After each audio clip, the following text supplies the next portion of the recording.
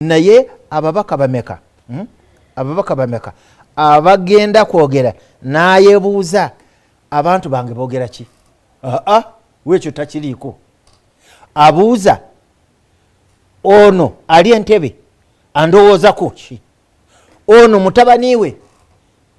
andowoozaako ki aziifu yajja kukiikirira President Museveni yajja kukiikirira MK yajja no that nonsense. What happened to the Rebecca Kadaga Institute eyalina okuba nti ekozesebwa okwongera okulambika ababaka ba parliament nga bakajja mu parliament obanga ekisanja kigenda kutandika bagijjako formally teriiko claim no funding nabwe yandibaddeko nebwe yandibaddeko abantu kino kya values kifa wansi iriyale tusobola kigatta n'omuwendo gwammwe kuba ffe tubalonde eno wansi enamba yaffe nobwe naaba nga ngenze nga njogera nnyo nti values n'abalonzi nabo bali responsible ffe abalonda mugenda mumanyi nga MP olo candidate tasobola naye kubanga aleese ssente nga mukola ki nga mumwakalu kati muba mwagala ki obwatuuka mu parliament muba musuubira ki yabagula recently I'm very sorry recently I received the information ate sirina reason eyobutagibilievinga ngu MP akubire business person nga mugamba leta akawumbi ka sente otherwise I am going to cause an investigation onto you because he's chairing a committee. What type of a member of parliament is that? So kubanga amanyi abalonzi ebyokulonda omuntu ayetengeredde ebyokulonda omuntu nga alina values ezinabakolera tebakyabiriko balonda sente ogenda kulumbe babuuza owaddeyo sente meka ate n'abakyaki nabo kyekyo ogenda mu kyaki kasabafuna ogenda mu kyaki awaddeyo sente meka kyebabuuza tebabuuza yazigyewa oba yazibye ontegeera yazibye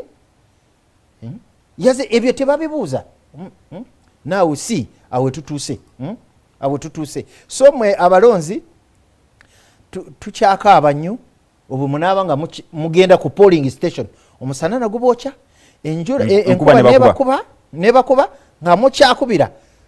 siringisi 10 15 omutwalo nalaba ekabaale nga bakuba akalulu ng'ogenda ku layini ey'omuntu nga bakuwa sente nga 15 zo ziri mu nsawo kati osuubira ki? What do you expect? You are selling your 5 years. What do you expect? Speaker last time yalinga complaininga ngu wali ababaka abatakola ki abatateesa we agenda wa kulumbe agenda kulumbe agenda kumbaga agenda mu fundraising bye mukolera appearing in the constituency rolu ye nga member parliament nagiviirako ddala kubanga rolu ye yes oyinza kugenda mu bantu nojjayo ebirowoozo naye olina okugenda on the floor of the house nobyogera nga mukola amateeka nobyogera nga mukola embalirire y'eggwanga nobyogera nga bino ebyotunulira kubanga nze ebyentunulidde ewange report ye babadde nga boogerako yesterday abuse of human rights is the same thing that is happening in my constituency. Eno Kampala bayinza kubanga nga babudactinga eringa babataka nga babudactinga abakulembeze naye waffe babbetaka ne bakujjako ettaka lyonna n'osigala ngo oli useless. Wagambye bo resisting nga bakutta. Of course they killed a woman called Rebecca Maska. Ne bamuta in the process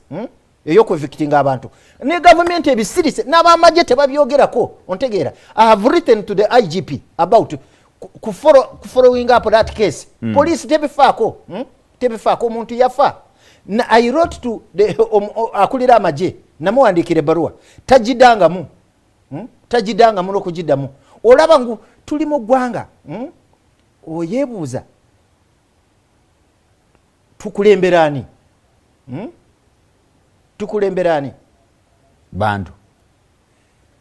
mugamba size reducing ojamani oleka mwani ojamani oleka mwani obonatandika oja kusigazaamu Ssemujju Barnabas Tinkasimire Ssekikubo ni wagaba kugenda kulaba the whole side ya NRM nga tewaliyo na muntu ontegeera tewaliyo muntu na opposition iyo yoka oja kusigaza abo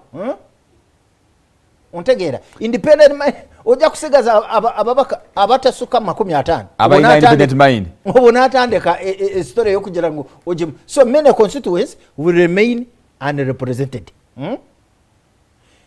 na kakano sibo nango babera represented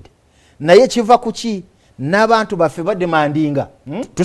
tusaba president wa constituency endala na sawa zino wali abantu abademandinga ubasalemu zi constituency ne district yes bazi creating ebipya already tulina ekizibu ky'enamba 529 ogatako aba ex officials batuka bali 23 so tuli bitano something eyo namba nene nnyo ku maintaininga ngegwaga financially ate notandika kubuuza mu deliveringa ki nze ntera kuinteractinga n'abantu ab'e Kampala abawansi bo bagamba parliament no bwe yandibadde nga teriiko negenda government ejja kusigalawo etambula naye parliament ekizibu ekyenababuulira nti yes parliament mugamba yakikwangala tesaanidde n'okubeerawo ebeerawo neefuuka ekisikirize sike yakuro against this person ayandibadde nga abajambulira no ku streets naye kati kubanga weeri otambula n'ogenda waka parliament bajja kutwogera abantu babaka bajja kwogera bino